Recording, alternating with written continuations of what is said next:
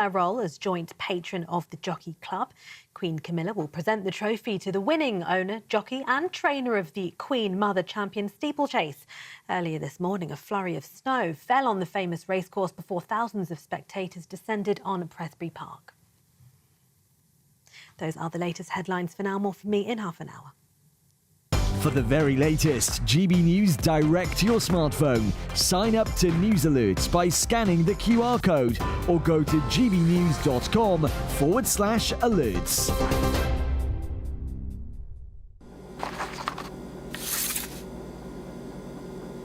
Crash Law 24 sponsors the GB News Finance Report.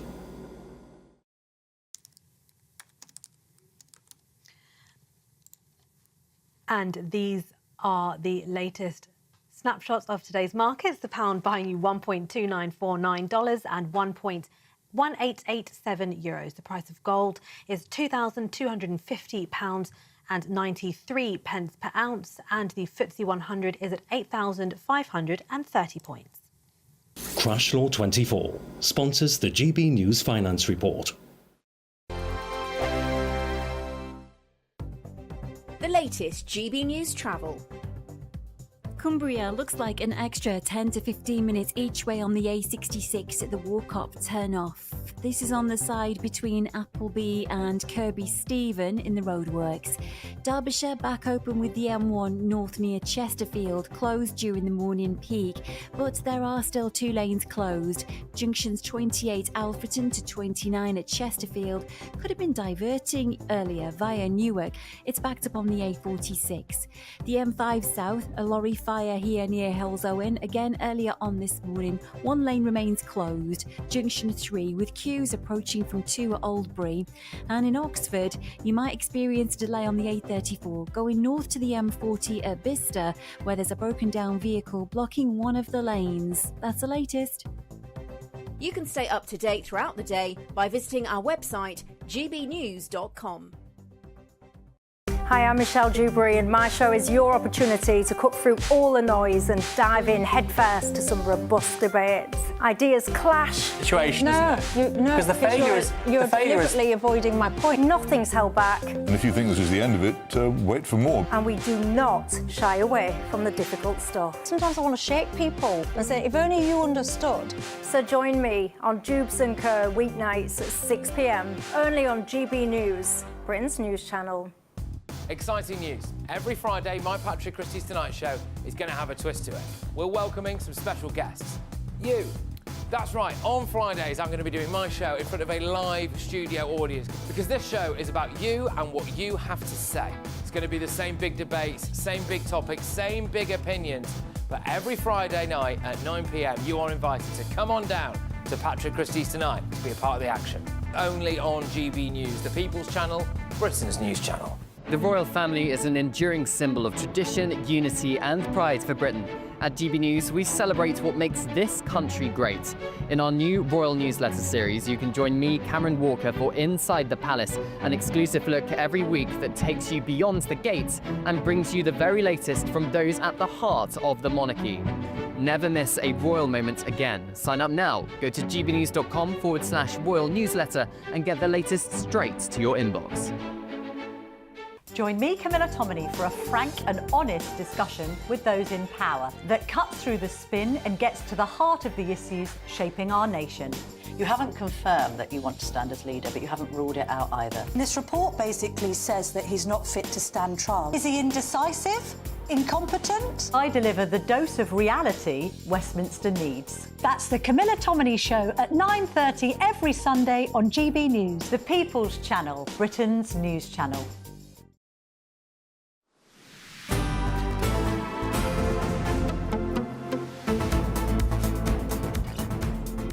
Good afternoon. 38 minutes after 1 o'clock, shocking new research shows TikTok is leading a dramatic increase in prescriptions for ADHD. Yes, experts have pointed to influencers raising awareness of the disorder, sharing details of symptoms, diagnosis and treatments. Yeah, so the data shows that the steepest rise is among women and young adults in middle class and affluent areas of London and South East England. Well, let's get more with the co-founder of Us For Them, Molly Kingsley. Molly, thanks so much for coming on the show. Really interesting research here, because on the one hand, it looks as though awareness of ADHD and the symptoms is rising because of TikTok and influencers promoting the symptoms of TikTok. But there's also research that suggests that usage of TikTok itself can cause ADHD. So how do we kind of untangle this? Yeah, I mean, it's interesting, isn't it? It's a double whammy, really, because I think, as you say, on the one hand, you've got this almost like social contagion of increased awareness of symptoms that either are ADHD or, as you have pinpointed, mimic ADHD. And we know that increased and excessive screen time, not just TikTok actually, but all social media time, mimics ADHD symptoms. I mean, anyone that has a child and has witnessed their own child spending, obsessive time scrolling through social media or gaming and seeing what that does to a child, particularly I think young children's attention and ability to respond, communicate and actually develop coherent and more longer trains of thought, will know and understand what these social media platforms do. But I think, as Jonathan Haidt, who, as you know, is one of the leading experts on this, has said, I think there is something uniquely awful about the nature of TikTok. And that's a bit unfair, though, is it? Come on. You can't... There's so many... These young people are looking at so many things, and I have heard how many people... You're better off asking in a room who hasn't got ADHD rather than who has. And my best friend, she was telling me, oh, yeah, I've known her since she was 4 years old, and she was chatting to me the other day, and she goes, you know what? I've got ADHD. That's, well, if you've got it, I've got it. It's ridiculous. There are so many people saying they've got it. It's getting to epidemic proportions. Isn't it a bit ridiculous, all these people claim they've got it? What is it? What is it? Yeah, I know. I mean, I completely agree. I think it is absolutely ridiculous. And I agree. I'm being tongue-in-cheek about TikTok. I do. My personal view is that TikTok is uniquely awful. I think it is absolutely mindless. Does anyone ever feel good after scrolling on TikTok? I don't know. I mean, I'm sure there will be some people. So, I do accept these platforms are different for different people. I do think, though, we have to really ask, why is there this apparent explosion of ADHD and this rush for everyone to diagnose themselves? Like, what is it about our behaviour that is causing this? And isn't it obvious? I mean, we're all, hypochondria like this on our phones the whole time, scrolling through a digital reality instead of actually getting out there, doing real things, or actually just focusing. Like we've all, I don't think it's just kids, is it? We've all lost the ability to focus. Social media and smartphones, I believe, many others believe, are a huge part of that. Molly, do you think you've got ADHD? I just had to ask. Yeah. Because they're moving around really fast. Do they move around really fast? She's just but and I certainly notice my own behaviour that when I look and spend a lot of time on social media, I find it very hard to focus for, obviously during the time you're on social media and the phone, but afterwards, I mean, it's impossible to write anything over about a paragraph long when you're scrolling through social media. So, the only way that I have learned to write longer articles is to turn the apps off, turn the Wi-Fi off even. Yeah, I completely agree. I'm the same. And I think the real world implications of this are extraordinary. If you speak to a primary school teacher, for example, the difference that they've noticed just in the last 5 years of the developmental ability of children starting school. So to be able to concentrate, to be able to sit still, even to be able to communicate, to know their name, to be able to sit still long enough to complete a task has completely nosedived, and it's getting worse and worse every year. There's very little hope for these children by the time they get to GCSEs or into the workplace if they can't even learn those basic skills in school because their brains are so overstimulated by these short videos and these social media things. So what should we as parents and should the government be doing to try and address this really serious crisis to our children's development?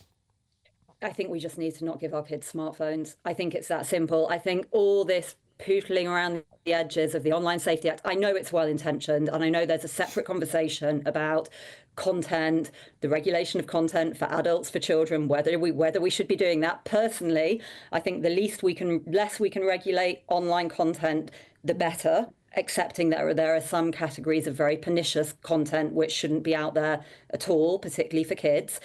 But I think so many of these problems would go away if we just didn't give kids smartphones. I totally agree with you. Do not. My daughter, when she got the smartphone, before that, she was, oh, Mummy, can I get you the remote control? Mummy, can I do this? Mummy, can I do that? Now I call her name and she goes, Yeah.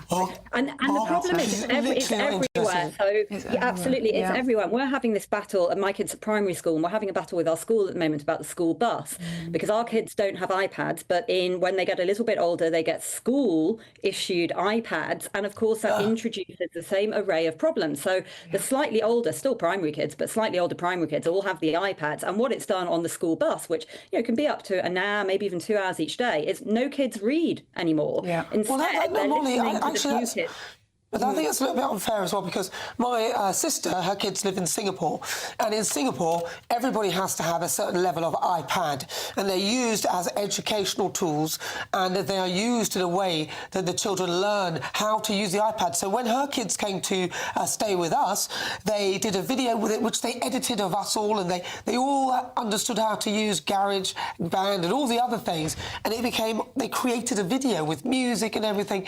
So I think these things can be used properly, but we are not doing that, because we could use them differently. Yeah, I agree with that too. And I think it's, particularly at an older age, it is probably too broad brush to say, no child should ever be given any kind of iPad for educational purpose. I think we're straying into a different conversation now, I think, about EdTech and the many dangers and myths about the benefits of EdTech. But I do agree that they can be used properly. But what we're seeing time and time again, adults don't use these things properly. So how do we expect our kids to? And what's really interesting about TikTok particularly is that the Chinese version of TikTok has completely different regulations. So I think children can only use it for 40 minutes a day, and then it just cuts out. And lots of the content that's on there is educational, longer form science videos, those kind of things. I would suggest that the makers of TikTok know exactly what they're doing to Western children. Yeah, I think they do. And it was very interesting in the Times article which reported this today to see that, TikTok are proposing that parents will be able to block their kids in a slightly more aggressive way. And you just think, come on, guys, smell the roses. I mean, there's a real question mark, I do think, about the appropriability of TikTok in the hands of kids. I don't know what the latest in America is. Is it still banned in America? Have they gone through with I think there was a time when it was banned, and then I think Donald Trump came in and then unbanned it. So I don't think it's currently banned. But what I would say, though, is China is a communist country, isn't it? So they have a strong hold on the narrative. So they are have way more control on TikTok. When it's brought to this country, we have this thing that we call free speech, say what you want, do what you want. So it's our own fault in many respects that this notion of freedom of speech, which seems to encompass absolutely anything and everything, has come to bite us on the behind as far as our children are concerned. It is, and we've got into this almighty mess because we seem unable to differentiate the situation for adults and children. In a way, the freer a society you have for adults, and that would be my inclination, let adults say what they want, obviously subject to existing laws on hate speech and etc.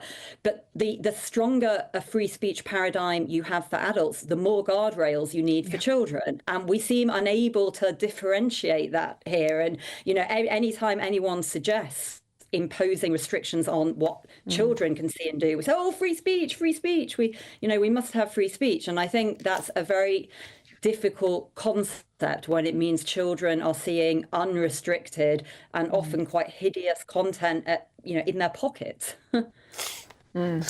Molly Kingsley from Us For Them, thank you so much for that. And really a fascinating topic. And I do think Molly's absolutely right. We need to understand the difference between adults and children. You don't give children complete freedom because ultimately they will be harmed beyond repair. Well, they don't know what they're doing, do they? Well, neither do some adults, though. But if you're in search of some winter sun, here is the forecast of some of the top European holiday destinations. Ready to soak up that holiday sunshine? Won't we need some cover? No worries. All sorted. All Clear Travel Insurance sponsors GB News Travel Destinations Forecast.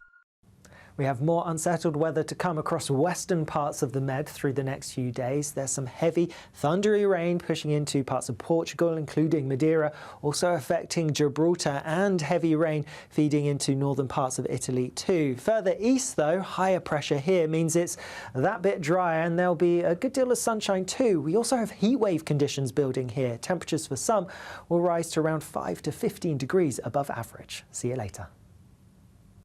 All Clear Travel Insurance sponsors GB News Travel Destinations Forecast.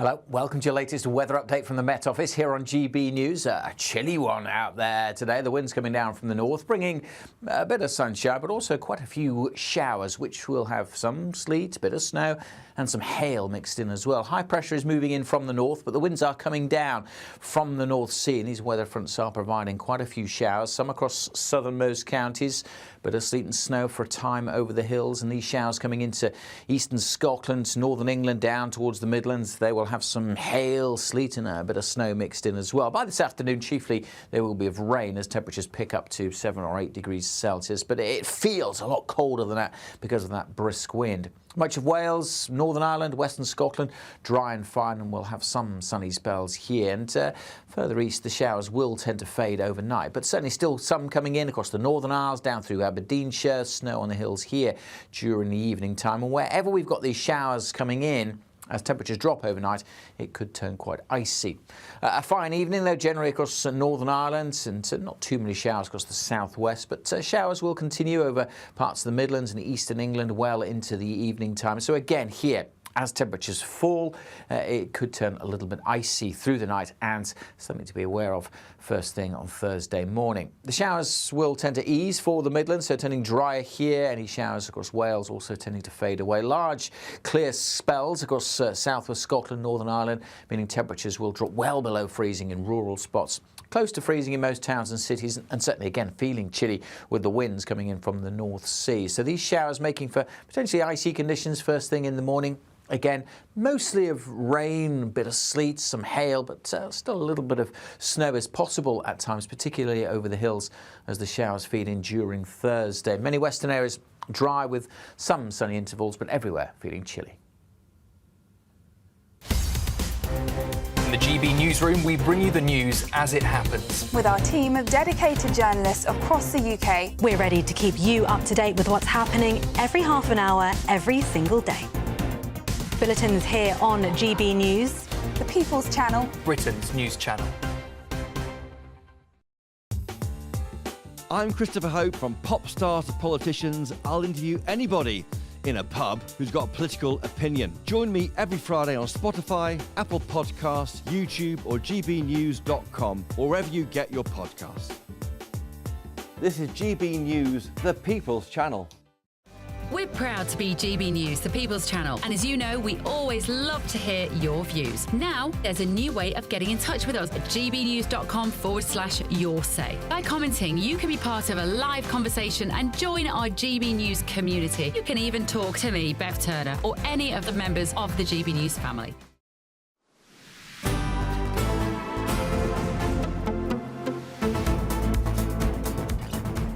Welcome back to Good Afternoon Britain. It's coming up to 8 minutes to 2, and you've been sending in your views about what we've been discussing so far. Carl says, what is the point of Prime Minister's questions? The questions are poor and the answers are dire. An utter waste of time. I'd rather the PM answered questions from the general public on a video call or phone in. I'd rather the Prime Minister actually answer the question, to be honest with you, on whatever form. I don't care. I agree with you. The whole thing is actually scripted, isn't it, in a way? And even at the beginning, because I've been to the Houses of Parliament and you know, been invited in. Miriam, you worked there, so you'd have seen it. But the Speaker comes in and you all stand in this hallway, then he does a walk with a stick and whatever he's holding, and everyone stands in silence as he walks through, and it's all... it's their acting, it's a performance. Well, it's ridiculous. I think the traditions actually are really important, because if you dig into the roots of them and why they're there and what the Speaker's for, how to make sure it's fair between the two sides, how you address Parliament, what you have to say, what you can't say, if you dig into it, it is really good. The problem, I think, is that it is now a performance for the cameras. Before cameras were in the Houses of Parliament, I understand from people who were there at the time, very much the Prime Minister, the Leader of the Opposition, MPs were speaking to Parliament. So they were addressing issues about the law, about MPs' concerns. Whereas now, you're right, it is a performance. I mean, it isn't all scripted. The Prime Minister doesn't know what MPs on the opposite side of the chamber are going to ask. He can guess from what their constituency interests are, but he doesn't know. That's why he's got this massive folder in front of him with all the different tabs, you know, economy here, farming here, and he has to quickly flip through. So it's not totally scripted, but because of the cameras, they just don't want to say anything controversial. Well, there's no point to it. There's literally... Because I want a really good... And since Kemi Badenoch as well has been taking charge for the Conservatives. I've been kind of... I mean, I loved her, didn't think she was the right choice, but I still hope she did well. But I just don't think that... She actually makes Keir Starmer look good, which is bad. I think for backbench MPs, there is a point to it as well. I mean, you only get about 2 Prime Minister's questions a year because obviously there are 650 MPs in Parliament and only 15 or so get to ask each week, so you only get 2 a year. And it is a really important opportunity to bring up something for your constituency. And also it's an opportunity for the party leaders to keep their MPs' support, which again is important in Parliament, perhaps not outside. But what do you think? I agree. You have good weeks and bad weeks. It depends who the leader is. Do you like PMQs? Is it good? This is Good Afternoon Britain on GB News. Lots more coming up on today's show, so don't go anywhere. But first, let's take a look at the weather with Alex.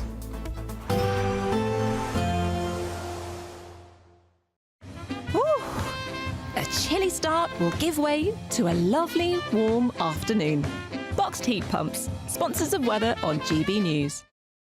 Afternoon. Welcome to your latest weather update from the Met Office here on GB News. This time last week, spring was in the air, but we're definitely back to more wintry conditions at the moment. Still some sunny spells again tomorrow, but it does feel chilly, and the showers, which will continue to feed in, also making those temperatures drop off. Those showers are not just of rain, some sleet and hail mixed in, even a few flurries of snow over the hills of northern England and southeast Scotland. The showers becoming confined to these eastern areas, though, overnight. Elsewhere, largely dry. Clear skies will allow a widespread frost across Scotland and Northern Ireland, and temperatures across much of England and Wales getting close to freezing, even in towns and cities. And with these showers feeding in, could be icy for Thursday morning across parts of northern England. Not too many showers over northern Scotland. Quite a bit of cloud here, helping to keep the temperatures up. But we will start with temperatures around or below freezing across southwest Scotland and a good part of Northern Ireland. We should also start with some sunshine here. The ice risk across northern England, particularly over the hills, where the showers will continue to have some sleet and snow mixed in. Much of England and Wales, though, will start dry. Some good spells of sunshine for South Wales, southwest England in the morning. The clouds will develop more through the day, and the showers will drift more inland again. So we'll see some over the Midlands, perhaps into parts of East Wales and southern England. The odd heavy one. Still with some hail and sleet at times and snow on the hills, but many western areas will just stay dry.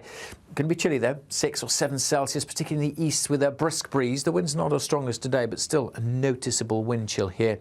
Elsewhere with a bit of sun, we could reach 8, 9 or maybe 10 at best. Friday's a similar day with more showers feeding in on the brisk northerly wind from the North Sea, bringing more showers to eventually the Midlands and across northern England, again still with some sleet and hail mixed in. Many western areas staying dry, but everywhere staying pretty chilly, but mostly fine this weekend. Bye for now. A nice bright morning will generate a lovely warm day, right through to the evening. Boxed Solar, sponsors of weather on GB News. You could have £17,777 in tax-free cash to play with this spring. Cash to spend on anything you like. And if that wasn't enough, we're also going to give you not 1, but 2 sought-after designer watches and the latest Mulberry handbag. How would winning that sound? For a chance to win the cash, 2 watches and a designer bag, text cash to 63232. One entry costs £2 plus 1 standard network rate message, or text bonus to 63232. 5 entries cost £5 plus 1 standard network rate message. Go to gbnews.com/win. Entries start from just £2. Call 0903 681 3232. Calls cost £2 plus your network access charge, or post your name and number to GB12 PO Box 8690 Derby DE1 9TT. UK only. Entrants must be 18 or over. Lines close at 6 p.m. on the 4th of April. Please check the closing time if listening or watching on demand. Good luck. If you want your news to be straight talking... This is a nightmare for the Conservatives again. Down to earth. It's not just Nottingham where this is happening, is it? And most importantly, honest. Hard-working, middle-class taxpayers, they'll get their book thrown at them. Then catch me, Martin Daubney, Monday to Friday, 3 till 6 p.m. on GB News, Britain's news channel. Mornings don't have to be tiresome, especially if you have the right company. Wake up to news as it happens, opinion and debate, and of course, a little bit of entertainment too. Because when the kettle's on, we're on. That's Breakfast on GB News, a show worth waking up for. Every morning from 6 a.m. Only on the People's Channel, Britain's news channel. We'll spread the news, you spread the word. Headliners on GB News 11 p.m. every night. It's got 3 top comedians going through the next day's newspapers so you don't have to read them, which is great. That's a good point. He's lying. I mean, maybe he's not lying. That's Headliners every night from 11 p.m. and 5 a.m. as well on GB News, Britain's news channel. Hi, I'm Michelle Dewberry, and my show is your opportunity to cut through all the noise and dive in headfirst to some robust debates. Ideas clash. Situation, isn't it? Because the failure is you're deliberately avoiding my point. Nothing's held back, And if you think this is the end of it, wait for more. and we do not shy away from the difficult stuff. Sometimes I want to shake people and say, if only you understood. So join me on Jubes & Co weeknights at 6 p.m. only on GB News, Britain's news channel. Join me, Nana Akwe, for an informative, interactive news programme with a difference. It's fun. No, he didn't say that, Dave. I'm so surprised. I think there's an element of truth to that. Join me from 3 p.m. every weekend, only on GB News, Britain's news channel.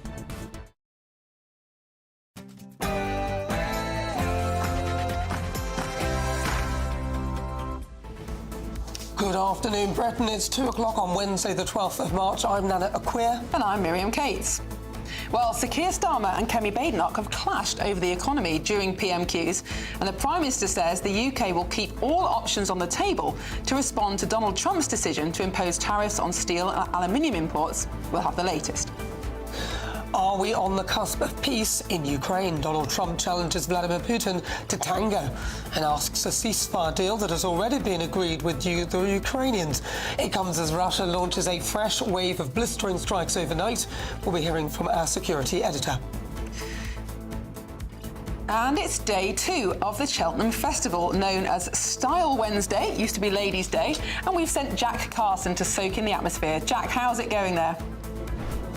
Well, Cheltenham has roared once again as the first race has run here at Cheltenham on day 2, Style Wednesday, and Her Majesty the Queen is in attendance.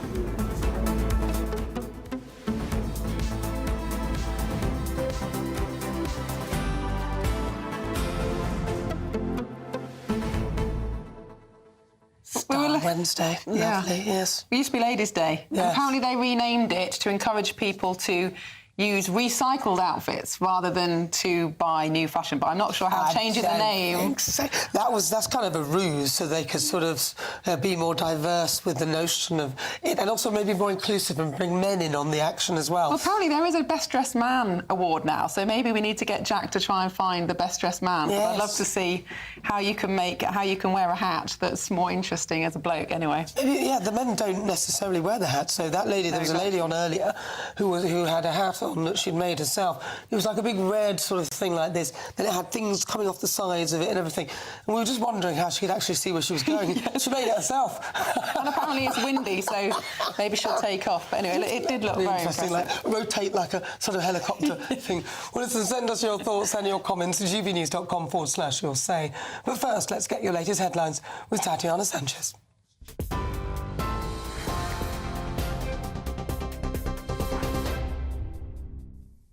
Nana, thank you. The top stories. Donald Trump's top diplomat Marco Rubio has ramped up pressure on the Russian president to accept a 30-day ceasefire deal with Ukraine organised by the US. Rubio says the US hopes to have a positive answer from Russia, adding he would urge Vladimir Putin to end all hostilities so people will stop dying. Mr. Rubio told reporters the ball is now in Russia's court. Speaking today, he said there's no military solution to the conflict and that the US will speak with Russia today. President Volodymyr Zelensky hailed what he called constructive talks in Saudi Arabia and says he wants to use a potential 30-day ceasefire with Russia as a chance to draft a permanent peace plan, which could include security guarantees. Sir Keir Starmer hailed Ukraine's backing for US ceasefire proposals as a remarkable breakthrough. That's as the Defence Secretary heads to Paris for talks to cement European peacekeeping efforts. Exchequer Secretary to the Treasury James Murray welcomed the news of a ceasefire deal. Well, I think it's a remarkable breakthrough, and it's testament to the work between President Trump and President Zelensky in recent days. And it now really means the ball is in Russia's court. It's for Russia to now respond to the ceasefire proposal, Russia to agree to that deal that's on the table, and we will continue to play our role as an honest broker. So the Prime Minister is looking to convene world leaders this Saturday to continue playing the role the UK has been playing to try and move us towards peace in the war between Ukraine and Russia. Prince William will travel to Estonia next week to visit British troops involved in NATO operations there as part of Britain's drive to show solidarity with its allies and highlight its commitment to the defence of the alliance's eastern flank. During the two-day visit, which begins on the 20th of March, the Prince of Wales will also carry out engagements in the capital, Tallinn, to learn more about how the country's responded to the ongoing conflict in Ukraine. Elsewhere, Sir Keir Starmer says the UK would keep all options on the table to respond to the US President's decision to impose tariffs on steel and aluminium imports. The Business Secretary described Donald Trump's decision to impose the global tariffs as disappointing. And the industry has also warned President Trump's tariffs on UK steel couldn't come at a worse time. The European Union announced it would be implementing counter-tariffs on £21.6 billion worth of goods starting on the 1st of April. Sir Keir Starmer told the Commons the UK would keep open the option of retaliatory measures after Donald Trump hit steel and aluminium imports with 25% tariffs. Like everybody else, I'm disappointed to see global tariffs in relation to steel and aluminium. But we will take a pragmatic approach. We are, as he knows, negotiating an economic deal which covers and will include tariffs if we succeed. But we will keep all options on the table. Liberal Democrat leader Sir Ed Davey says the UK should respond with retaliatory tariffs. The UK should be very tough and robust, like the Canadians, like the Europeans. We should have retaliatory tariffs. We have to show President Trump this is bad for the American economy, bad for the British economy, and bad for the global economy. And can we trust Trump? Is he a reliable ally? Well, Trump is not a reliable ally. All the evidence is very, very clear. That's why we have to be robust. We have to join others, whether it's our Commonwealth allies like Canada, our European allies, and send very strong signals. Our steel industry, our metal industry is really important to our country, and it's so wrong that he should be doing this to one of America's closest allies. Former Scottish First Minister Nicola Sturgeon has announced she will not seek re-election to Holyrood next year. Ms Sturgeon, who represents the Glasgow Southside constituency, made the announcement today. In a letter to local SNP members, she said, "I'm writing to let you know that I've decided not to seek re-election to the Scottish Parliament next year." She also says she'll be with the SNP every step of the way towards independence, despite stepping down as an MSP. Sturgeon resigned as First Minister in March 2023 after 8 years in the role. The arrested captain of the Solong, the container ship involved in the crash in the North Sea, is a Russian national, according to the vessel's owners. Humberside police said the 59-year-old man remained in custody after being arrested on suspicion of gross negligence manslaughter yesterday. A missing crew member from the cargo ship is presumed dead after a search and rescue operation was called off late on Monday. HM Coast Guard said 36 people had been rescued and taken safely to shore. Humberside police said it had begun a criminal investigation into the cause of the collision and was working with the Maritime and Coast Guard Agency. And the Queen has attended Style Day at Cheltenham Festival today, serving in her role as joint patron of the Jockey Club. Queen Camilla will present the trophy to the winning owner, jockey and trainer of the Queen Mother Champion Steeplechase. Earlier this morning, a flurry of snow fell on the famous racecourse before thousands of spectators descended on Prestbury Park. Those are the latest GB News headlines for now. More from me in half an hour.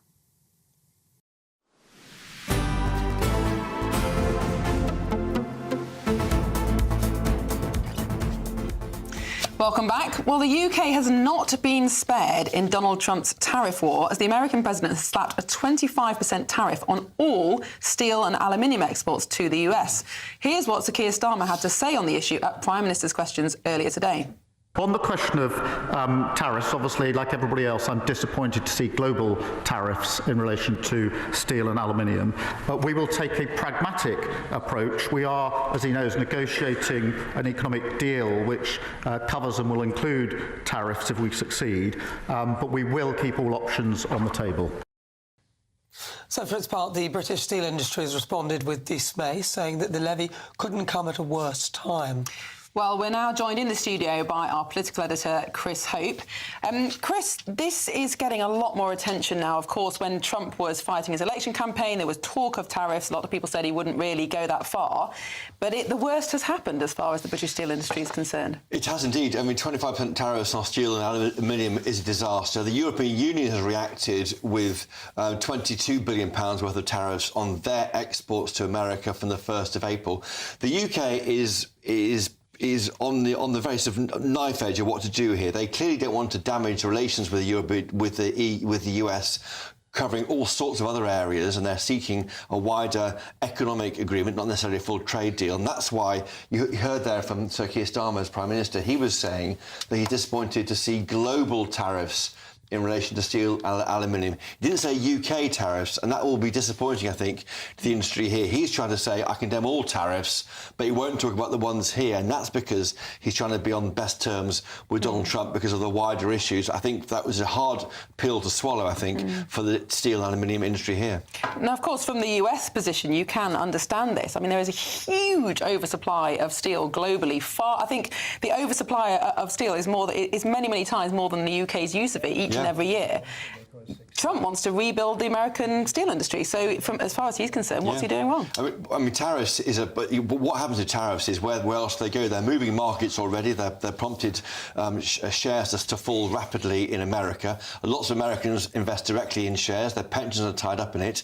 There's cost of living issues in America as much as here. I think tariffs are the wrong way to go. He sees them, I think, as a short-term correction to an imbalance, which we would say, as a kind of across the board, we're broadly in balance with the US economy. Well, what's the problem, really? OK, so we have tariffs. Does that not really incentivise us in this country to then start producing our own steel and not importing steel?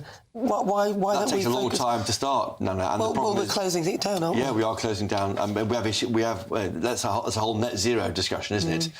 We're trying to do more green production of steel manufacturing rather than using the old ways of burning coal, and that will have a benefit. That will have an impact on our net zero issue. So it's a concern, I think, but they're trying to. It's not a huge export issue for the UK, and they're trying to say, hold the line. We're doing a bigger deal, which might cover other areas, but it's difficult, I think, for the steel and aluminium industry. Well, we're joined now in the studio by Regulatory Affairs Manager at UK Steel, John Harrison. And, John, this is terrible news for the steel industry, but let's face it, British Steel has had problems for many decades now. Indeed. This is the icing on the cake, really. You know, we've had issues with energy affordability, we've had issues with demand at home, and now these tariffs come at a very unhelpful time for the industry. So what are the implications then? What effect will 25% tariff have on the UK? What will it mean to our economy? The US is our second biggest export market, and what we send to the US tends to be quite specialised and high value, so defence, oil, gas, construction. These are very highly skilled jobs in the UK. We pay higher wages in the regions than other industries do. So there's a risk of job losses, lost orders and wider damage to the supply chains. Well, can't we slap back on a similar tariff to the US as well? So why don't we just do that? Well, the government is currently negotiating a wider trade deal with the US, and I think the hope is as a part of that deal, these tariffs can be swept away, and we are hoping that will happen sooner rather than later. Now, there are global problems with the steel industry, aren't there, in terms of China particularly dumping excess steel on the market, bringing prices down. And I think many people would agree, I'm sure you would agree, that successive governments in the UK have done far too little to protect the steel industry. We've now seen probably the final closure of all blast furnaces in the UK, no longer any primary steel production. Is it too late, being honest, for the UK steel industry? We're in a transition, and we will have steel production coming in. We have new furnaces being installed in Port Talbot, hopefully in British Steel in Scunthorpe. But you are correct, these issues go back years.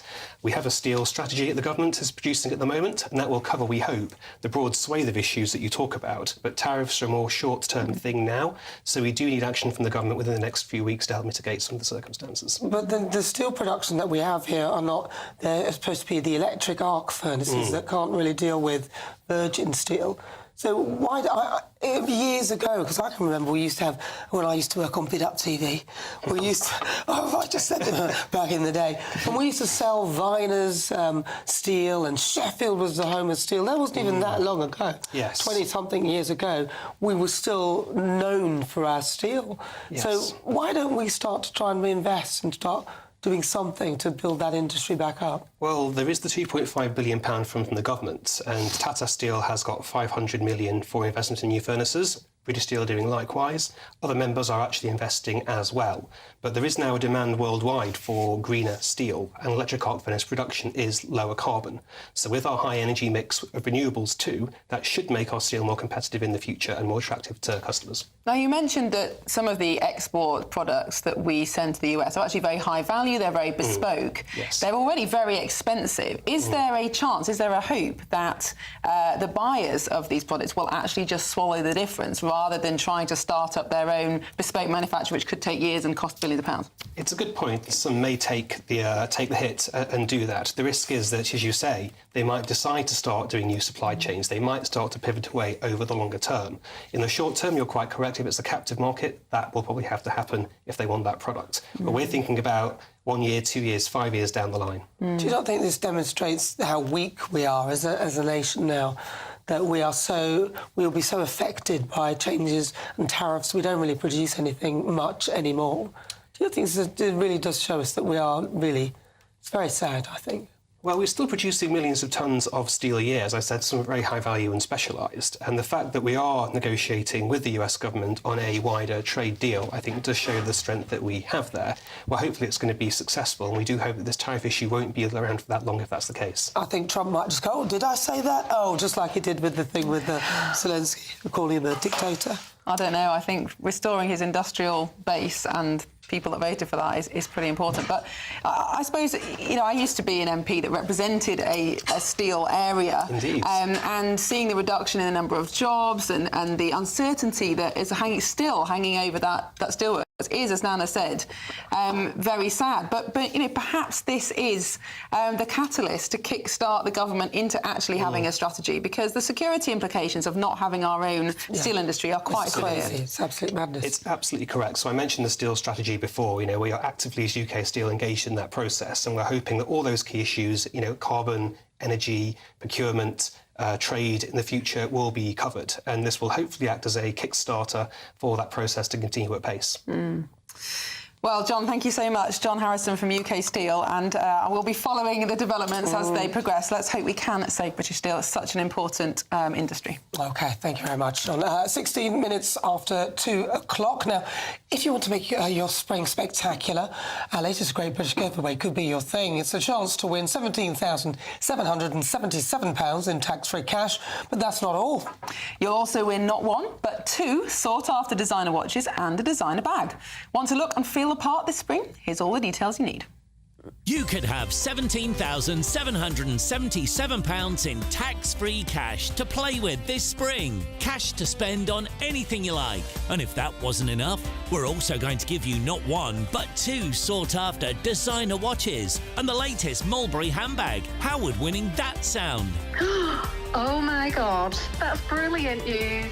For a chance to win the cash, 2 watches and a designer bag, text cash to 63232. One entry costs £2 plus 1 standard network rate message, or text bonus to 63232. 5 entries cost £5 plus 1 standard network rate message. Go to gbnews.com/win. Entries start from just £2. Call 0903 681 3232. Calls cost £2 plus your network access charge, or post your name and number to GB12 PO Box 8690 Derby DE1 9TT. UK only. Entrance must be 18 or over. Lines close at 6 p.m. on the 4th of April. Please check the closing time if listening or watching on demand. Good luck.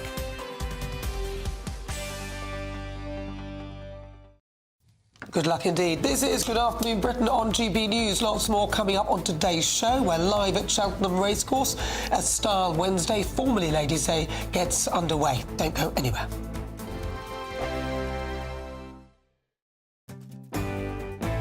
I'm Martin Daubney. This is GB News, Britain's news channel.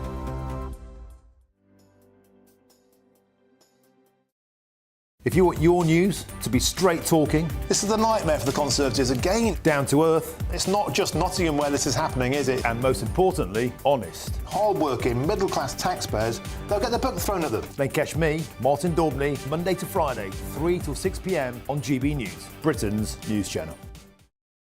I'm Michael Portillo. This is GB News, Britain's news channel. GB News Breakfast, every day from 6 a.m. We featured the hunt for Piglet, the Chihuahua, who vanished after a burglary on a canal boat in Uxbridge last March. Well, his owner, Mel, desperate to be reunited, has recruited the services of pet detective Colin Butcher. And what is a pet detective, Colin? The best way to describe it is I'm a private detective, but I only specialise in animal cases. And do you ever have to deal with dog abductions? We know that they're happening more and more now, aren't they? They happen very frequently, unfortunately. Yeah, I'm not a big fan of the Pet Abduction Act. I still class them as dog thefts, because that's what they are. Yeah, this came in under the Tories, didn't it, in August. A lot of people wouldn't be aware of this, that it wasn't actually a crime, was it? To steal a dog or cat. And animals were treated as an item of property, and there's no consideration whatsoever for the owner's torment and mental anguish, which is considerable when your pet goes missing. Of course it is, Colin. The thing is that if the police treat it like someone's nicked your bike and whatever, that's very unfortunate and you think really bad, but you can always buy a new bike. Yes. What is it like, and you've seen it up close and personal, when people lose something so dear to them? The heart has no way of deciding how much grief and anguish there will be, whether it's a member of your family or whether it's a pet. So you still suffer, but you also have that horrible feeling of guilt that you shouldn't be grieving that way, or you feel guilty that you could have done more before your animal was stolen or went missing. And then there are people thinking, well, it's only a pet. So it's a really, really difficult time for owners. The People's Channel. This is Britain's Newsroom, where your voice matters. It's just astonishing. With expert analysis and honest opinion, we don't just keep you informed. We bring you unique perspectives you won't see anywhere else. Can't argue with any of that. When the news happens, it happens here. On Britain's Newsroom, weekdays from 9:30 a.m. Only on GB News. I'm Ellie Costello, and thank you so much for joining us here on GB News, the People's Channel, Britain's news channel. Hi, I'm Michelle Dewberry, and my show is your opportunity to cut through all the noise and dive in headfirst to some robust debates. Ideas clash. Situation, No, isn't it? no, Because the failure is you're the failure is deliberately avoiding my point. Nothing's held back, And if you think this is the end of it, wait for more. and we do not shy away from the difficult stuff. Sometimes I want to shake people and say, if only you understood. So join me on Jubes & Co. weeknights at 6 p.m. only on GB News, Britain's news channel. It's Patrick Christie's Tonight, and here we do things differently. It's explaining the absolute madness of this, doesn't it? It's explosive. I mean, this is very good. It's lively. 850. Your government sat there short and it did nothing. It's controversial. And the Middle East has been in turmoil since before I was born. It's everything you need to kickstart your evening. Everyone's had their Weetabix tonight. I love to see it. That's Patrick Christie's Tonight, weeknights from 9 p.m. Only on GB News, the People's Channel, Britain's news channel. Mornings don't have to be tiresome, especially if you have the right company. Wake up to news as it happens, opinion and debate, and of course, a little bit of entertainment too. Because when the kettle's on, we're on. That's Breakfast on GB News, a show worth waking up for. Every morning from 6 a.m. Only on the People's Channel, Britain's news channel. We'll spread the news, you spread the word.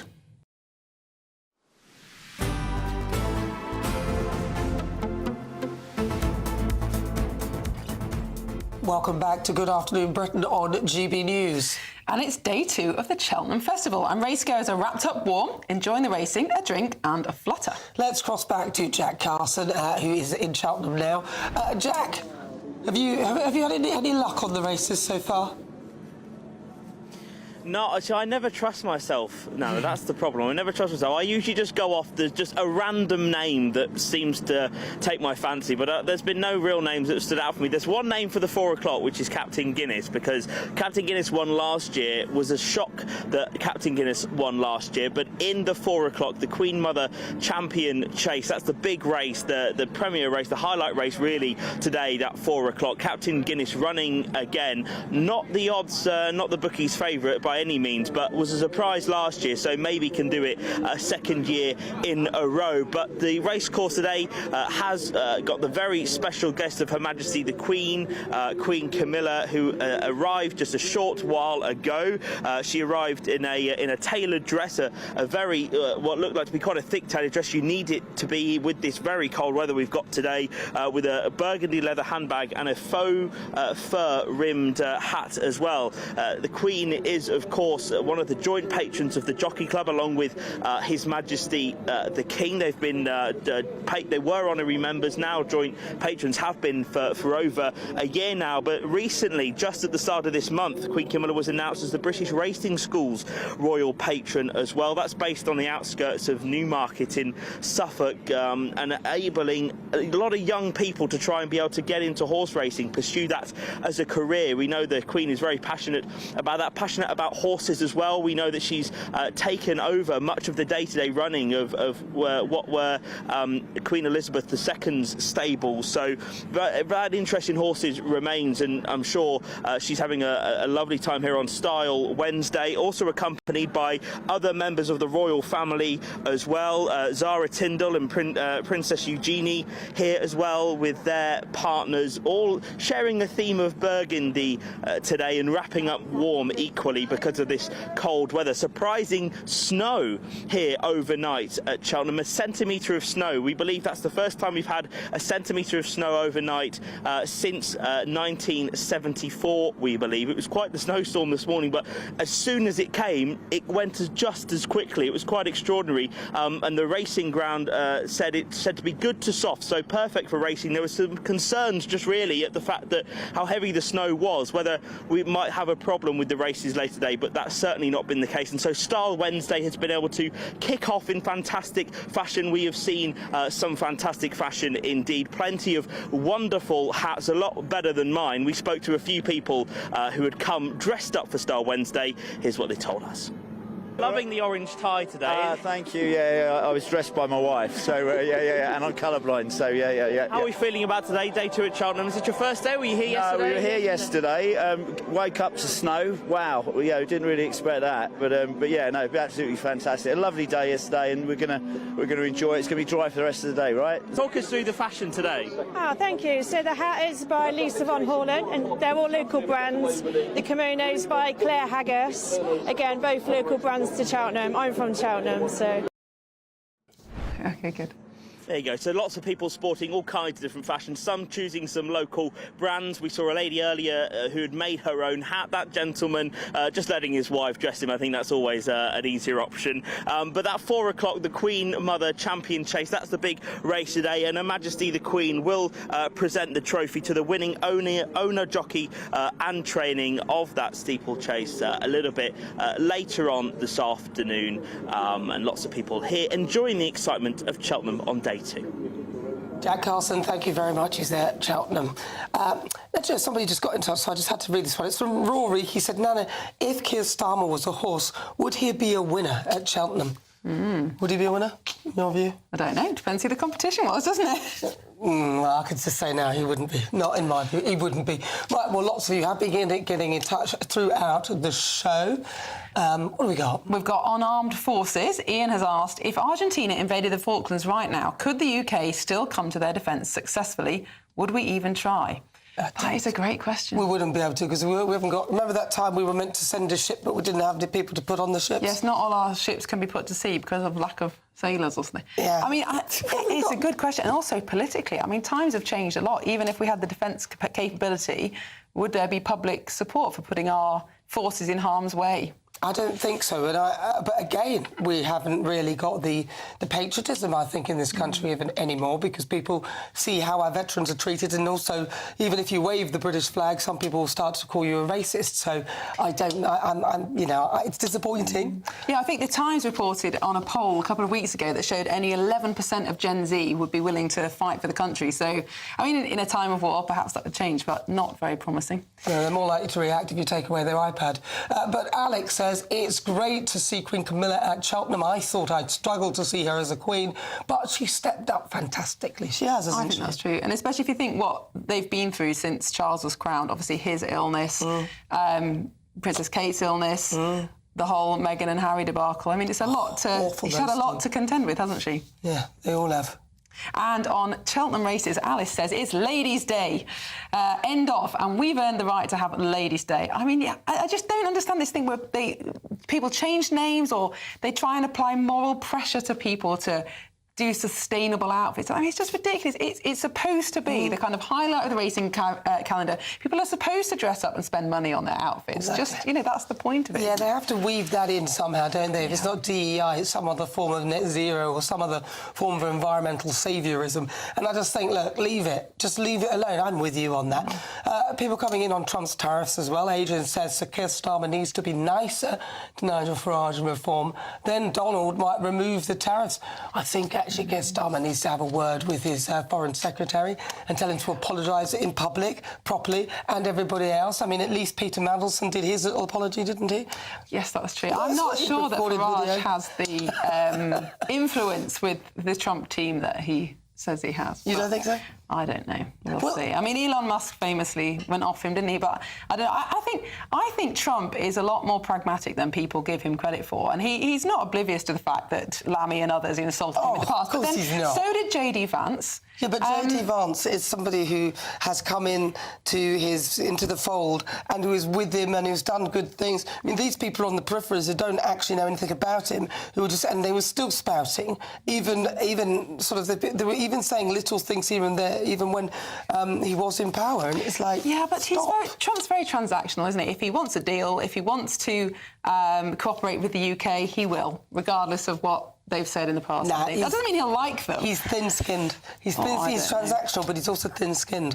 And, you know, a lot of these narcissistic type of characters are. Doesn't mean you're bad if you're a narcissist. You may have that trait. Most leaders have that trait. And I think he will hold that. Debatable. He will hold that until he needs it. That's what I would think most narcissistic people would do. Well, we'll see what happens. It's going to be a lively 4 years, that's for certain. Well, you're watching Good Afternoon Britain on GB News. We've got lots more coming up on today's show. Are we on the cusp of peace in Ukraine? Donald Trump challenges Vladimir Putin to tango and accepts a ceasefire deal. It comes as Russia launches a fresh attack overnight. That and much more after your latest news headlines with Tatiana Sanchez.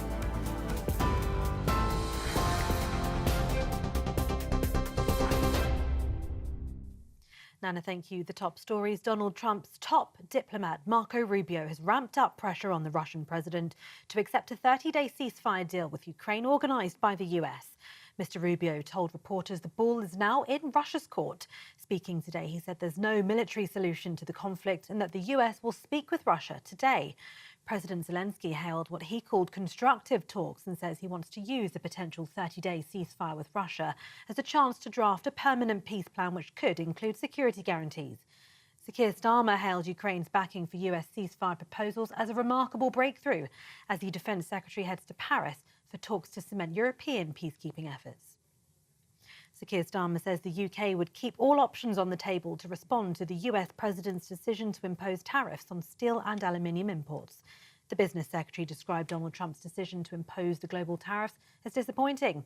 And the industry has also warned President Trump's tariffs on UK steel couldn't come at a worse time.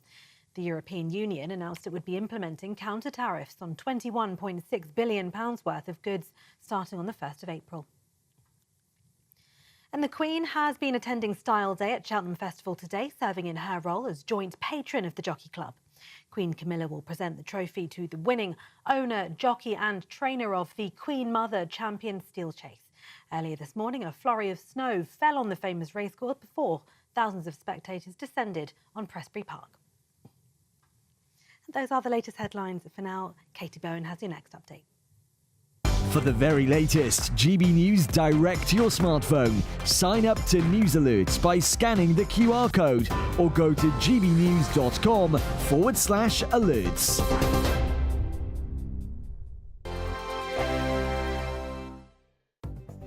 The latest GB News travel. Cumbria looks like an extra 10 to 15 minutes each way on the A66 at the Walcop turn-off. This is on the side between Appleby and Kirby Stephen in the roadworks. Derbyshire back open with the M1 north near Chesterfield, closed during the morning peak, but there are still 2 lanes closed. Junctions 28 Alfreton to 29 at Chesterfield could have been diverting earlier via Newark. It's backed up on the A46. The M5 south, a lorry fire here near Hellsowen, again earlier on this morning. 1 lane remains closed. Junction 3 with queues approaching from 2 at Oldbury. And in Oxford, you might experience a delay on the A34 going north to the M40 at Bicester, where there's a broken down vehicle blocking one of the lanes. That's the latest. You can stay up to date throughout the day by visiting our website, gbnews.com. Hi, I'm Michelle Dewberry, and my show is your opportunity to cut through all the noise and dive in headfirst to some robust debates. Ideas clash. Situation, Because you're deliberately avoiding my point. Nothing's held back. And if you think this is the end of it, wait for more. And we do not shy away from the difficult stuff. Sometimes I want to shake people and say, if only you understood. So join me on Jubes & Co weeknights at 6 p.m, only on GB News, Britain's news channel. It's Patrick Christie's Tonight, and here we do things differently. It's explaining the absolute madness of this, doesn't it? It's explosive. I mean, this is very good. It's lively. 850. Your government sat there, Sean, and it did nothing. It's controversial. And the Middle East has been in turmoil since before I was born. It's everything you need to kickstart your evening. Everyone's had their Weetabix tonight. I love to see it. That's Patrick Christie's Tonight, weeknights from 9 p.m. Only on GB News, the People's Channel, Britain's news channel. Mornings don't have to be tiresome, especially if you have the right company. Wake up to news as it happens, opinion and debate, and of course, a little bit of entertainment too. Because when the kettle's on, we're on. That's Breakfast on GB News, a show worth waking up for. Every morning from 6 a.m. Only on the People's Channel, Britain's news channel. We'll spread the news, you spread the word. Join me, Camilla Tominey, for a frank and honest discussion with those in power that cuts through the spin and gets to the heart of the issues shaping our nation. You haven't confirmed that you want to stand as leader, but you haven't ruled it out either. This report basically says that he's not fit to stand trial. Is he indecisive? Incompetent? I deliver the dose of reality Westminster needs. That's the Camilla Tominey Show at 9:30 every Sunday on GB News, the People's Channel, Britain's news channel.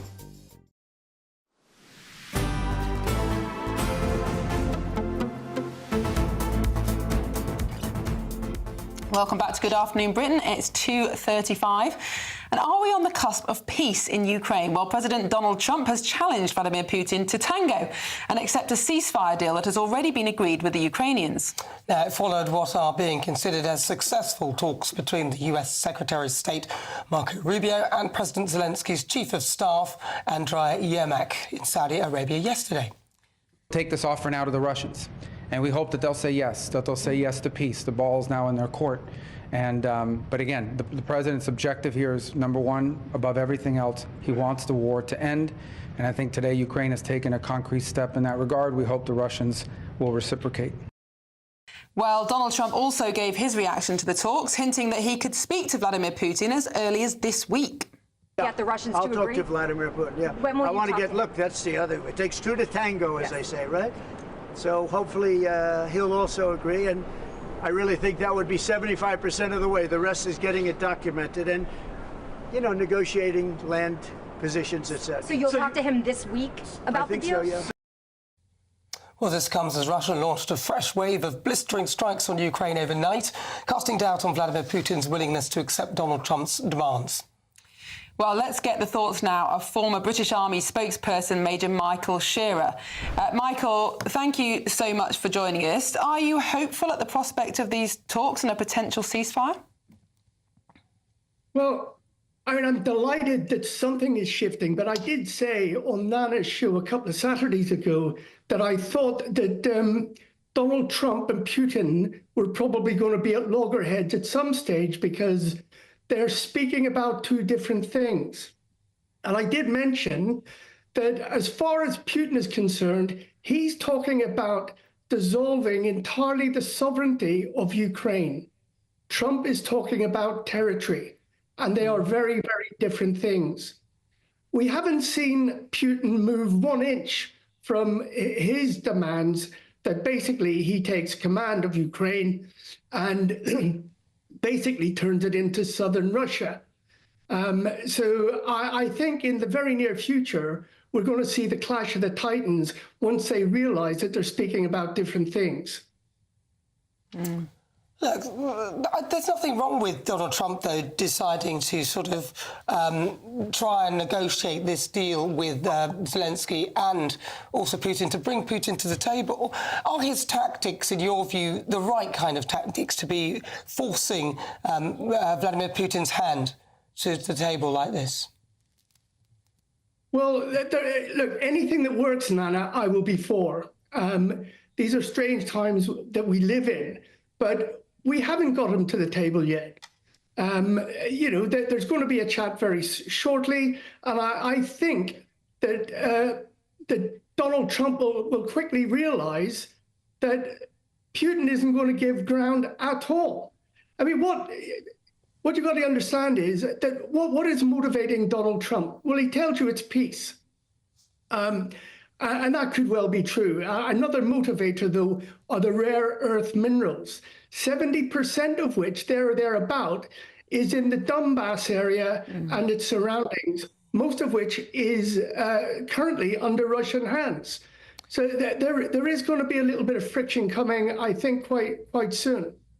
So just to clarify what you're saying there, Michael, you suspect that Trump's expectation is that the current lines that have been drawn on the map, where from the Russian incursion to where the Ukrainians are defending now, will be to greater or lesser extent the final redrawn lines of territory. But you think Putin wants more? Putin wants it all. I mean, he's made that very, very clear. Now, Zelensky, this poor chap, he's going to have to, I believe, accept a de facto situation for the time being. Can you still hear me? Yeah, we can hear you loud and clear. We're listening. Sorry, he's going to have to accept the de facto position, probably in the lines that are already drawn for the time being. But a de jure situation can come much later. That is to say, what the law states as it is at the moment may be recovered, but they're going to have to wait for Putin to go until that happens. In that mix, then, is Donald going to get what he wants out of it? There's still quite a bit to play for. It's a complex situation. But isn't part of the reason why Donald Trump is doing it this way, now throwing the ball into Vladimir Putin's corner, so that then we can work out who is the blocker for peace? And if he doesn't respond and doesn't want to act, then we can all the forces can unite, including NATO and including the US, rather than the whatever of the willing, and potentially look at Putin in a different way. And maybe the rest of the world might get behind that if they see that he's an absolute aggressor. He's been offered a chance for peace. Nana, we know who the blocker for peace is.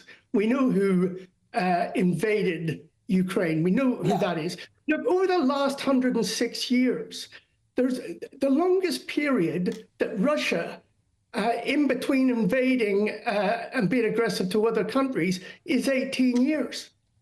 Over the last 106 years, the pattern is there. Why on earth the West has been blind to these patterns, knowing that something was coming? My goodness, if I could see it from my armchair, what was the rest of the West doing? It's ridiculous. It's going to be very interesting over the next few days once these two individuals have spoken, Putin and Trump. Now, for any peace deal to last, wherever the final borderlines are drawn, there will have to be some sort of element of American backstop if Putin were to break the terms of any peace deal. It's pretty obvious that European armed forces at the moment could not prevent that or wouldn't indeed have the force to retaliate. What are the chances, do you think, eventually, when all is said and done, of the US willing to be that backstop? Well, I mean, I think you put that out really very clearly. The truth is, it is critical and essential that the US do commit to a backstop. They basically, the United States have taken the stabilizers off the geopolitical bicycle, so to speak. And Europe are now wobbling down the road in a very shaky and precarious position. It is essential that the United States put that backstop in place. Otherwise, I'm afraid it just isn't going to work. All right, thank you very much, Major Michael Shearer. He's a former British Army spokesperson. Now, if you're in search of some winter sun, here's the forecast for some of our top European holiday destinations. Ready to soak up that holiday sunshine? Won't we need some cover? No worries, all sorted. All Clear Travel Insurance sponsors GB News Travel Destinations Forecast. We have more unsettled weather to come across western parts of the Med through the next few days. There's some heavy, thundery rain pushing into parts of Portugal, including Madeira, also affecting Gibraltar, and heavy rain feeding into northern parts of Italy too. Further east, though, higher pressure here means it's that bit drier, and there'll be a good deal of sunshine too. We also have heat wave conditions building here. Temperatures for some will rise to around 5 to 15 degrees above average. See you later. All Clear Travel Insurance sponsors GB News Travel Destinations Forecast.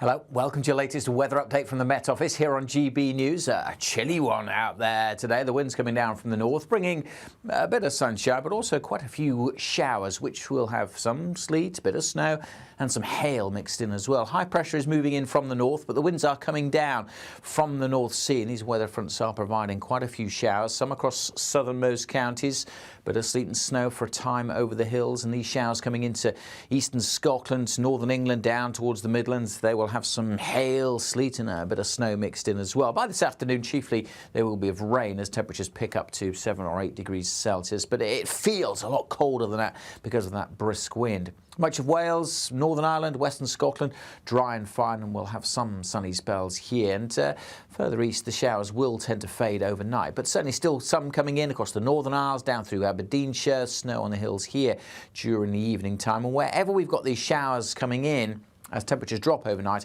it could turn quite icy. A fine evening, though, generally across Northern Ireland, and not too many showers across the southwest, but showers will continue over parts of the Midlands and eastern England well into the evening time. So again, here, as temperatures fall, it could turn a little bit icy through the night, and something to be aware of first thing on Thursday morning. The showers will tend to ease for the Midlands, so turning drier here. Any showers across Wales also tending to fade away. Large, clear spells across southwest Scotland, Northern Ireland, meaning temperatures will drop well below freezing in rural spots. Close to freezing in most towns and cities, and certainly again feeling chilly with the winds coming in from the North Sea. So these showers making for potentially icy conditions first thing in the morning. Again, mostly of rain, a bit of sleet, some hail, but still a little bit of snow is possible at times, particularly over the hills as the showers feed in during Thursday. Many western areas dry with some sunny intervals, but everywhere feeling chilly. This is Britain's Newsroom, where your voice matters. It's just astonishing. With expert analysis and honest opinion, we don't just keep you informed. We bring you unique perspectives you won't see anywhere else. Can't argue with any of that. When the news happens, it happens here. On Britain's Newsroom, weekdays from 9:30 a.m. Only on GB News. In the GB Newsroom, we bring you the news as it happens. With our team of dedicated journalists across the UK, we're ready to keep you up to date with what's happening every half an hour, every single day. Bulletins here on GB News, the People's Channel, Britain's news channel. We're proud to be GB News, the People's Channel, and as you know, we always love to hear your views. Now, there's a new way of getting in touch with us at gbnews.com/your say. By commenting, you can be part of a live conversation and join our GB News community. You can even talk to me, Bev Turner, or any of the members of the GB News family.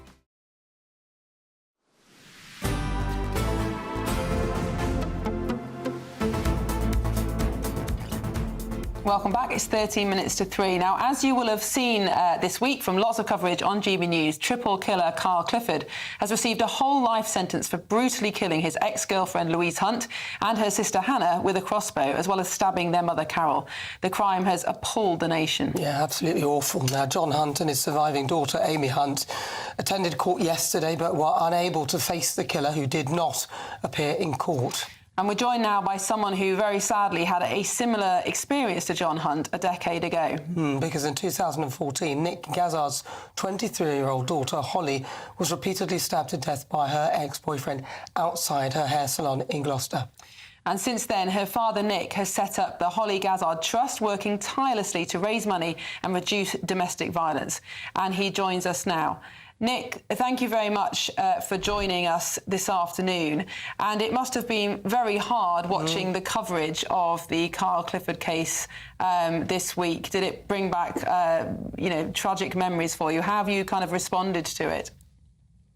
Yeah, it's always very, very sad when you see these stories, and they're happening more often now. And I can remember back in July when this happened, and the pit of my stomach was sick. Because that takes you back to, the unfortunate events of 2014 when Holly was murdered. And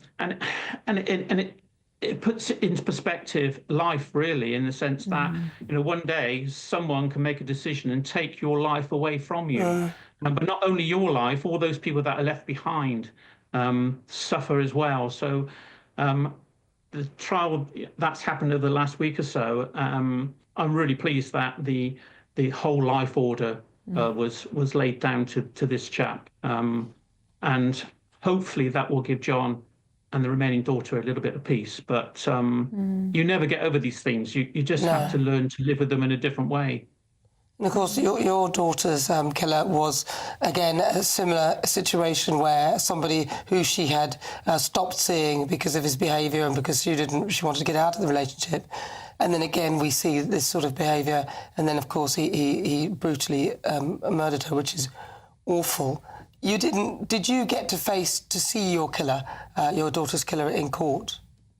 Yes, we were, fortunately, we didn't have to go through the trial, but obviously we had to sit through the sentencing, and he appeared in the court. And one of the things that we could do, and still within our power, was to read out our victim impact statements. And I read mine out, and Holly's sister read hers out. Incredibly difficult thing to do, but it was one of those things I'm glad I did do, and I had the courage to do that, because we were able to explain to him, what he'd done, what he'd taken away, and the lives that he has affected, not just Holly, but the whole family, and the ripple effect on her friends as well. So it was an important thing for us to be able to deliver our victim impact statements in the court with him standing in the dock. Did he show any remorse? No. He was deadpan. No remorse whatsoever. What do you think of these discussions that are now entering the media about whether or not the law should be changed so that people who've been convicted of crimes have to appear for their sentencing in order to face their victim's family? Do you think that's a sensible move, or do you think, as some are saying, that actually that would then become the focus, the drama of the court, rather than the sentencing itself and appreciating what the victims have been through? My personal thing is, I think someone should stand up to what they've done, but it also gives the victim's family the chance to have their say, which I think is incredibly important. And I read John's statement, and that really brought tears to my eye with what he said as well. But it does give you that opportunity to have your say and maybe the final word in the trial. So I think they should be in court and facing the victims' families.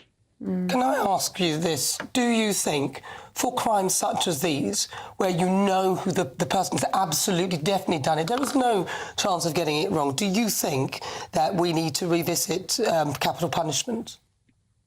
My own view is no. I don't believe in capital punishment. I don't think that we have the right to take away someone's life, even if they've taken someone else's life.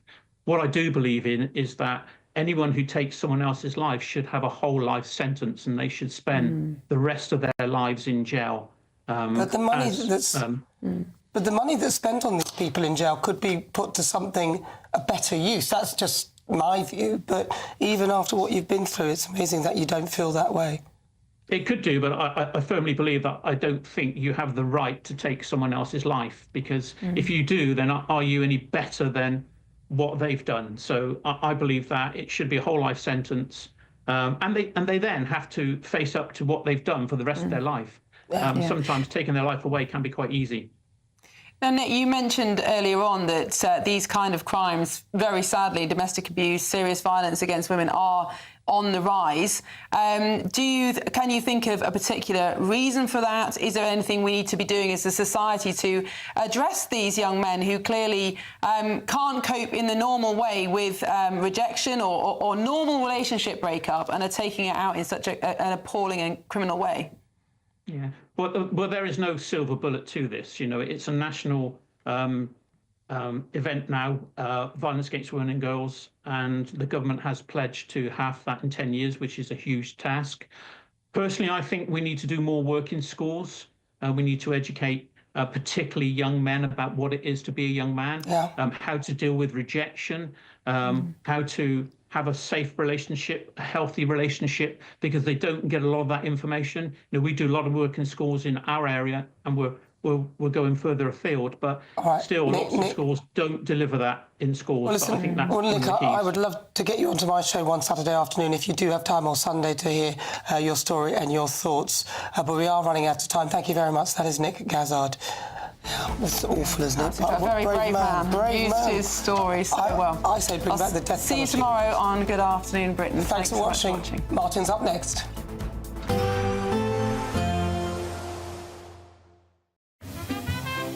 Heavy showers first thing will be followed by a warm, cosy day.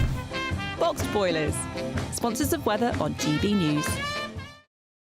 Afternoon, welcome to your latest weather update from the Met Office here on GB News. This time last week, spring was in the air, but we're definitely back to more wintry conditions at the moment. Still some sunny spells again tomorrow, but it does feel chilly, and the showers, which will continue to feed in, also making those temperatures drop off. Those showers are not just of rain, some sleet and hail mixed in, even a few flurries of snow over the hills of northern England and southeast Scotland. The showers becoming confined to these eastern areas, though, overnight. Elsewhere, largely dry. Clear skies will allow a widespread frost across Scotland and Northern Ireland, and temperatures across much of England and Wales getting close to freezing, even in towns and cities. And with these showers feeding in, could be icy for Thursday morning across parts of northern England.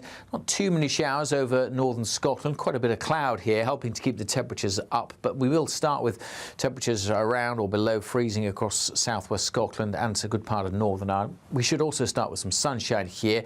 The ice risk across northern England, particularly over the hills, where the showers will continue to have some sleet and snow mixed in. Much of England was, though, will start dry. Some good spells of sunshine for South Wales, southwest England in the morning. The clouds will develop more through the day, and the showers will drift more inland again. So we'll see some over the Midlands, perhaps into parts of East Wales and southern England. The odd heavy one. Still with some hail and sleet at times and snow on the hills, but many western areas will just stay dry. Going to be chilly though, 6 or 7 Celsius, particularly in the east with a brisk breeze. The wind's not as strong as today, but still a noticeable wind chill here. Elsewhere with a bit of sun, we could reach 8, 9 or maybe 10 at best. Friday's a similar day with more showers feeding in on the brisk northerly wind from the North Sea, bringing more showers to eventually the Midlands and across northern England, again still with some sleet and hail mixed in. Many western areas staying dry, but everywhere staying pretty chilly, but mostly fine this weekend. Bye for now. Expect a warm front, moving from the kitchen right through to the rest of the house. Boxed Boilers, sponsors of weather on GB News. We want to spruce up your spring with an incredible £17,777 in tax-free cash that you can spend however you like. But that's not all, as you'll also receive not one, but 2 brand new designer watches and a fabulous Mulberry handbag. For a chance to win the cash, 2 watches and a designer bag, text cash to 63232. One entry costs £2 plus 1 standard network rate message, or text bonus to 63232. 5 entries cost £5 plus 1 standard network rate message. Go to gbnews.com/win. Entries start from just £2. Call 0903 681 3232. Calls cost £2 plus your network access charge, or post your name and number to GB12 PO Box 8690 Derby DE1 9TT. UK only. Entrants must be 18 or over. Lines close at 6 p.m. on the 4th of April. Please check the closing time if listening or watching on demand. Good luck. Mornings don't have to be tiresome, especially if you have the right company. Wake up to news as it happens, opinion and debate, and of course, a little bit of entertainment too. Because when the kettle's on, we're on. That's Breakfast on GB News, a show worth waking up for. Every morning from 6 a.m. Only on the People's Channel, Britain's news channel. We'll spread the news, you spread the word. Hi, I'm Michelle Dewberry, and my show is your opportunity to cut through all the noise and dive in headfirst to some robust debates. Ideas clash. Situation, no, isn't it? No, because the failure is you're deliberately avoiding my point. Nothing's held back. And if you think